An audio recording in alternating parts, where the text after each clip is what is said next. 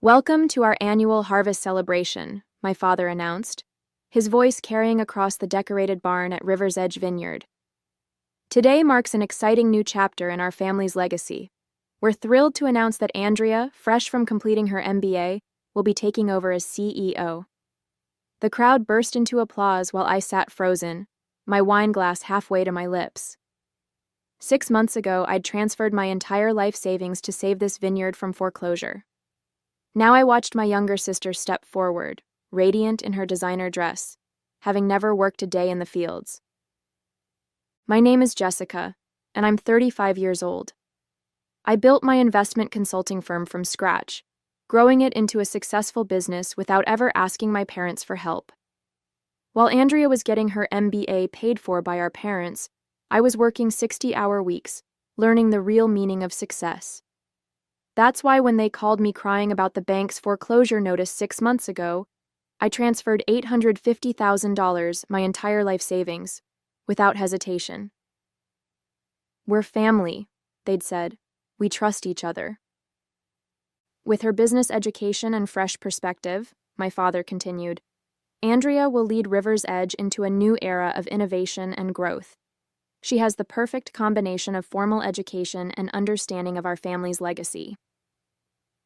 I watched Andrea bask in the congratulations, the same sister who'd spent her college years posting vineyard photo shoots rather than learning about soil composition or fermentation techniques. The same sister who couldn't tell our Cabernet from our Merlot in a blind tasting last Christmas. My mother touched my arm gently.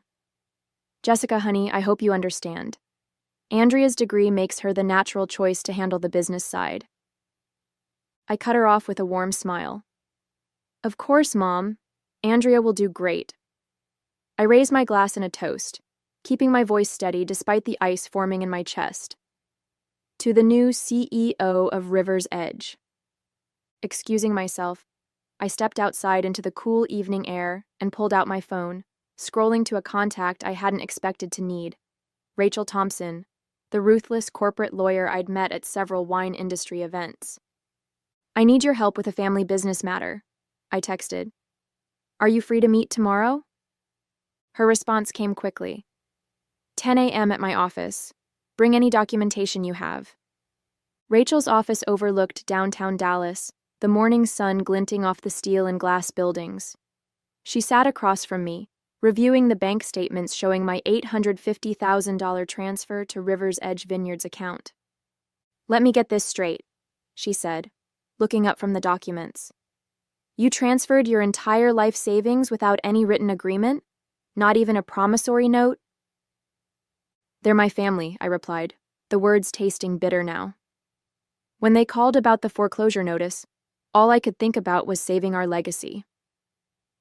3 generations of winemaking, about to be lost because they'd over-leveraged the property for Andrea's MBA program and a new tasting room she insisted they needed. Rachel leaned back in her chair. "And now they've made her CEO, despite your investment saving the vineyard." She paused, then added, "Tell me about the day you transferred the money. What exactly did they promise?" I closed my eyes, remembering that desperate phone call. Dad said I'd be taken care of, that my investment would secure my place in the family business. Mom was crying, talking about how they'd make it up to me. I opened my eyes, anger rising. Instead, they're acting like my contribution was just a daughter's duty. "Did anyone witness these conversations?" "Yes," I said, sitting up straighter. "Their accountant, Michael, was there when I visited to arrange the transfer. He seemed uncomfortable with the whole situation, kept suggesting we put something in writing. My parents dismissed him, saying it would insult the family trust." Rachel's eyes gleamed. "Michael could be very useful. But first, we need to understand your ideal outcome. Do you want control of the vineyard?" I shook my head. "I want my investment back with interest. Let Andrea have her CEO title. I'll start my own vineyard with my money, one they'll have to compete with." "Good," Rachel smiled, "because I have a plan. Your parents' actions constitute verbal fraud. With Michael's testimony and these bank records, we can build a strong case. But instead of filing immediately, We'll send a demand letter first, one that outlines exactly how their actions could be interpreted as deliberate financial manipulation. She pulled out a notepad. We'll demand repayment of your $850,000 plus 8% annual interest within 30 days. We'll also request all financial records since your investment. I suspect we'll find some interesting decisions made after they received your money. I felt a weight lift from my shoulders. And if they refuse? Then we file a lawsuit that will open their books to public scrutiny. Something tells me your sister's MBA hasn't prepared her for that kind of crisis management. The demand letter landed like a bomb at River's Edge. I was working from my apartment when Andrea called, her voice shrill with panic. "A lawsuit? Are you insane? You're going to destroy everything our family has built," she screamed. "Dad's having chest pains because of you." I remained calm, letting her rant. The solution is simple: return my investment with interest. $850,000 plus 8% over 6 months. You have an MBA, Andrea. You can do the math. That money went into saving this vineyard, your heritage too. And now you want to bankrupt us to get it back? She paused, her voice turning sly. Besides, your precious lawyer should know that verbal agreements in family businesses are complicated. You can't prove anything. I smiled, though she couldn't see it. Actually, I just got off the phone with Michael. Remember him? Your accountant? He's given a sworn statement about the day I made the transfer, about how he advised putting our agreement in writing, and how Dad promised me a secured place in the business. The line went silent for a moment. Then, "Hold on. Dad wants to talk to you." My father's voice came through, strained and angry. "Jessica, what are you doing to us? After everything we've done for you?" "Everything you've done for me?" I cut him off. "Let's talk about that. While you paid for Andrea's education, her MBA, her car, her apartment, I built my own life. The only time I asked for anything was when you promised me a future here in exchange for saving the vineyard. We never promised you control. Andrea has the education for this." "I'm not asking for control anymore," I interrupted again. "I'm asking for my money back. Money you took knowing exactly what you planned to do with it." He switched tactics, his voice softening. "Sweetheart, be reasonable. The vineyard doesn't have that kind of liquid capital right now. We'd have to take out another loan. Then I suggest you start talking to banks.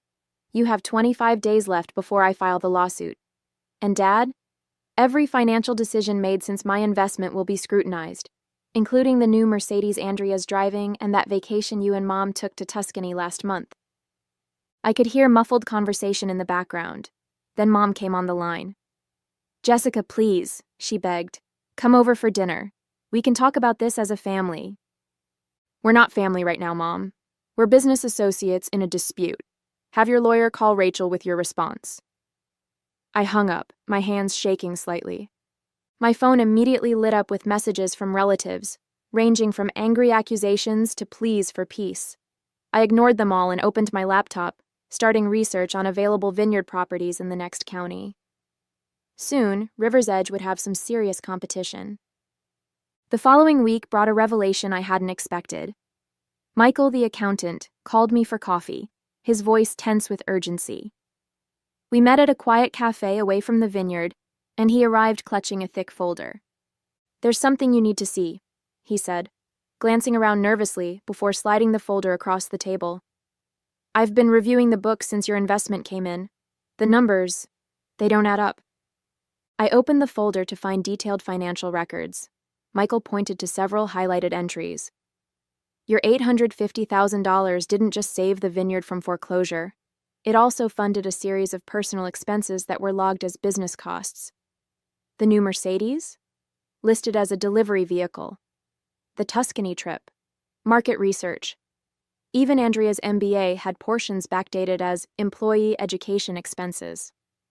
My hands tightened around my coffee cup. "They used my investment for all this?" Michael nodded grimly. "There's more. 2 weeks before they announced Andrea as CEO, they registered a new company, River's Edge Holdings LLC. They've been quietly transferring vineyard assets to this new entity, The original Vineyard company, the one you invested in, it's being hollowed out. The realization hit me like a punch to the gut. They weren't just dismissing my contribution, they were actively working to ensure I couldn't claim anything. The vineyard I'd saved would soon be an empty shell. Your lawyer needs to see this, Michael said, his voice dropping lower. But you didn't get it from me. I'm looking for a new job already. I can't be associated with this kind of financial manipulation. I reached for my phone to call Rachel, but it buzzed first with a text from Andrea. Family meeting tonight. Don't bring your lawyer. Last chance to fix this like family. I showed Michael the text. He shook his head. They must have figured out I was looking into the records. They're going to try to convince you to back down. Or threaten me to, I replied, remembering similar family meetings from childhood when Andrea had gotten into trouble. Our parents had always found a way to shift the blame, to make me the unreasonable one for not protecting my sister. I texted back. Any discussion needs to happen with lawyers present. Andrea's response was immediate. Your choice. But don't come crying when this gets ugly. I called Rachel and sent her photos of Michael's documents. Her sharp intake of breath told me everything. This is exactly what I was looking for, she said. They've committed multiple financial improprieties. We're not just talking about a civil suit anymore. This could lead to criminal charges. I don't want them in jail, I said quickly. I just want my investment back. Then we use this as leverage. I'm drafting an amended demand letter now. Instead of 30 days, they have 48 hours to either return your money with interest or face an investigation that will involve the SEC. The choice is theirs.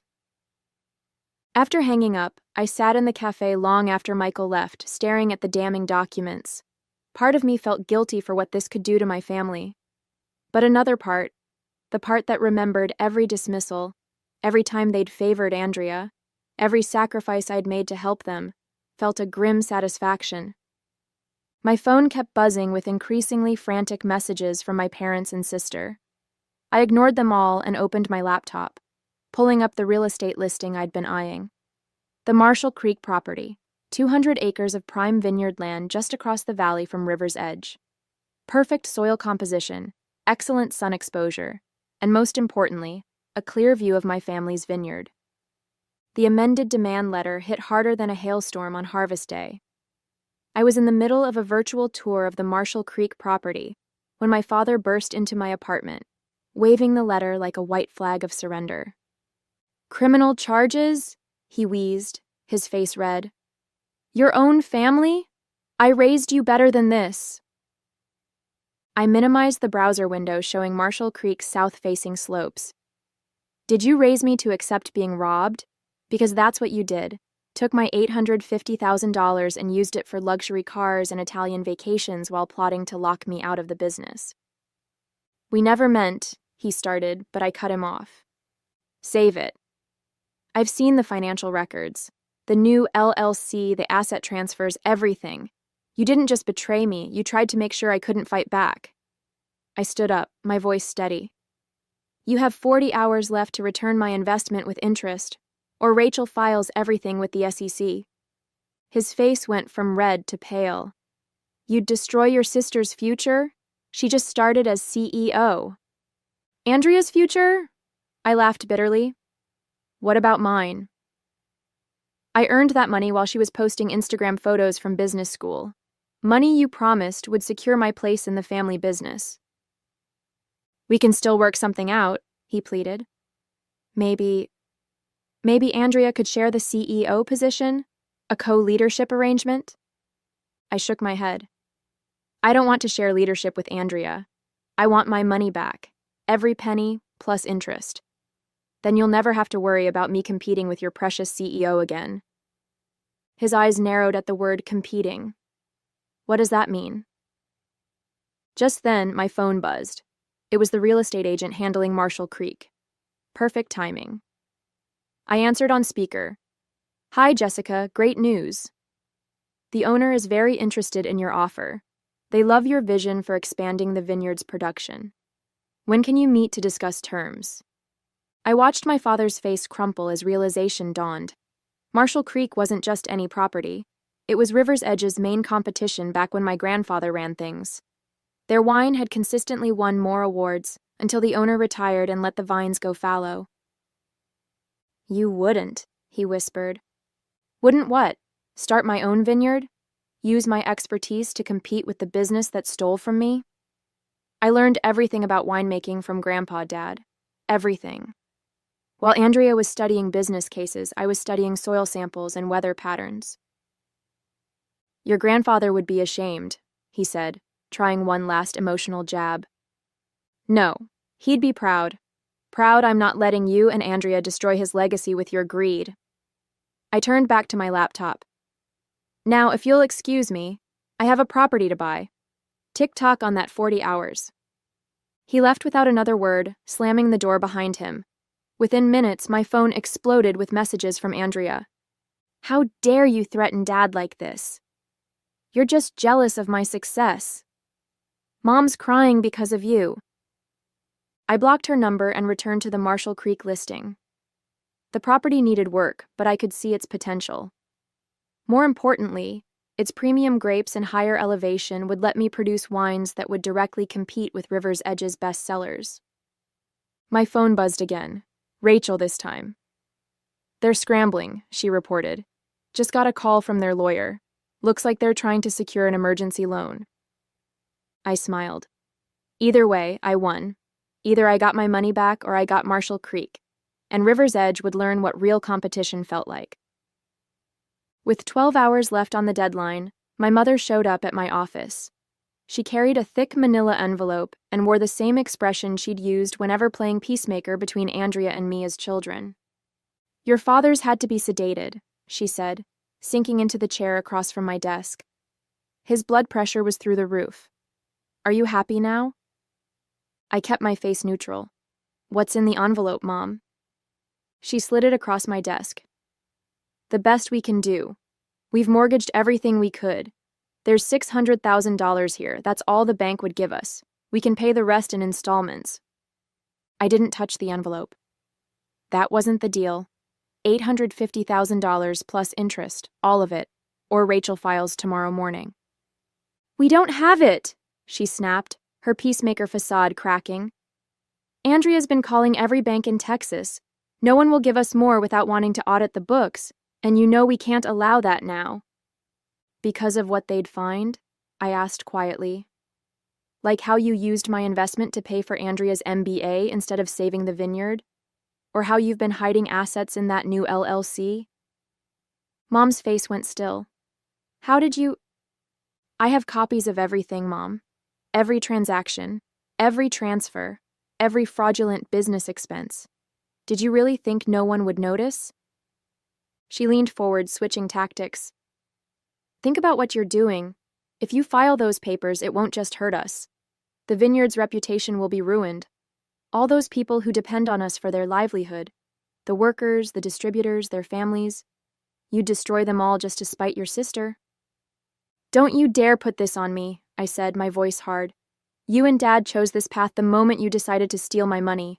You're the ones who put everyone's jobs at risk, not me." "We didn't steal," she began, but I cut her off. "Let me show you something." I turned my laptop around, displaying the Marshall Creek property listing. Beautiful, isn't it? Premium soil, perfect elevation, and enough acreage to double River's Edge's production capacity. The owner accepts my offer tomorrow morning, unless I get my money back first. Mom's eyes widened as she recognized the property. "You can't. That land, it would destroy us." "Then I suggest you and Andrea get creative in the next 11 hours. Sell her Mercedes. Mortgage the house. Call in favors. I don't care how you do it, but I want every penny back." She stood up shakily. "You've changed, Jessica. You've become hard, cruel." "No, Mom, I've just stopped letting you manipulate me. The money or the lawsuit, those are your only options now." After she left, I called Rachel to update her. "They tried to negotiate," I told her. "Offered partial payment." "Stay firm," she advised. "From what I'm hearing, they're desperate. Their lawyer's been calling banks all day." Just then my email pinged. A new message from the Marshall Creek realtor. Owner eager to close. Can meet first thing tomorrow to sign papers. I smiled and wrote back confirming the meeting. Then I texted Andrea. 11 hours left. Tick-tock. Her response came immediately. You're making a huge mistake. Dad's lawyer says we can tie this up in court for years. I sent back a single photo. The view from Marshall Creek's highest point, looking down over River's Edge's main vineyard. She'd recognize it from all her Instagram photo shoots. Her response was a string of angry emojis. The clock was ticking, and I had them exactly where I wanted them. With just 2 hours until deadline, I sat in Rachel's office reviewing the final paperwork for both scenarios, the SEC filing and the Marshall Creek purchase agreement. The sun was setting over Dallas, painting the sky in shades of red that reminded me of our Cabernet. Their lawyers called 4 times in the last hour, Rachel said, checking her messages. They're scrambling. Someone named James Turner from First Regional Bank has been trying to reach you too. I sat up straighter. James Turner was Andrea's college boyfriend, the one who dumped her for being too high maintenance. He now worked as a loan officer. Before I could respond, my phone lit up with a text from Michael, the accountant. Emergency board meeting called at River's Edge. Andrea's crying in the bathroom. Your mother's threatening to expose something about your father if he doesn't fix this. It's chaos. I called James, who answered immediately. The Vineyard's records show serious irregularities, he said. I can't approve their emergency loan request without a full audit. But there's another option. A bank looking to invest in family wineries. They'd require full transparency, but your parents would get more than just a loan. I texted my father. There's a solution, one that doesn't involve me or the SEC. Call James Turner at First Regional. You have 90 minutes. Andrea's response came instantly. You think some bank taking over is better than family? You're destroying Grandpa's legacy. I thought about our grandfather, about the hours he'd spent teaching me about the vines while Andrea played on her phone. His last words echoed in my mind. The grapes don't care about fancy degrees, Jesse. They care about love and hard work. 1 hour left, Rachel said quietly. What now? With 30 minutes left, Michael's updates became more frequent. Your father's reviewing documents with the bank. Andrea's called 3 different loan officers. Your mother's gone through half a box of tissues. I kept my phone close, waiting. The $850,000 wasn't just about money anymore. It was about making them face the consequences of their actions. Rachel worked quietly across from me, preparing both sets of paperwork. Then my father's number appeared on my phone. The bank wants full control of financial decisions for 5 years, he said, his voice rough. Plus 2 board seats. We'd be answering to strangers. Better strangers than thieves, I replied coldly. 20 minutes left. If we do this, if we let the bank take over, will you drop everything else? No SEC, no competing vineyard? I leaned forward. Sign with the bank, repay my investment with interest, and I'll walk away. You'll never have to worry about me competing with precious Andrea again. He was quiet for a long moment. Your mother thinks we should call your bluff. Says you won't really file with the SEC, that you're too soft. 15 minutes to find out, I said. Tick-tock. I hung up and turned to Rachel. Get the SEC paperwork ready. But before she could reach for the file, my phone buzzed with an email from James Turner. Subject line, document signed. The attached file showed my parents' signatures on the bank agreement, along with a transfer confirmation for $850,000 plus interest to my account. Looks like they chose survival over pride, Rachel said. I nodded, already pulling up the real estate agent's number. The vineyard across the valley from Marshall Creek was for sale too. Better water rights, lower price. 2 months later, I stood on my newly purchased property, Sunset Valley Vineyard, with its perfect western exposure and rich soil. The view of River's Edge across the valley was just a bonus. I'd used the returned $850,000 as a down payment, with investors eager to back my venture after hearing my plans. Michael had resigned from River's Edge the day after the bank took over, and I'd immediately hired him as my CFO. "Andrea's having a meltdown," he reported, checking his phone. "The bank rejected her proposal for a new tasting room, said something about unnecessary expenses and focusing on wine quality." I smiled, remembering the bank's first board meeting. They'd replaced the Mercedes with a practical truck and canceled the Italian wine tasting tours. Andrea's MBA was proving useless against actual financial oversight. My mother still sent weekly texts about healing the family, which I ignored. My father hadn't spoken to me since signing the bank agreement. But last week I'd received a package that meant more than their words ever could. Grandpa's old leather-bound notebook of Vineyard wisdom, filled with his handwritten notes about soil composition, weather patterns, and grape varieties. The enclosed note read simply, "This belongs with someone who understands its value. Dad." I held that notebook now, standing among my newly purchased vines. In 3 years, these grapes would produce their first vintage. In 5 years, I'd be competing directly with River's Edge. But I didn't need their validation anymore. I had something better, my own legacy to build. "Ready to start planting?" Michael asked, gesturing to the work crew waiting with the new rootstock. I tucked Grandpa's notebook into my jacket. "Let's make some wine,"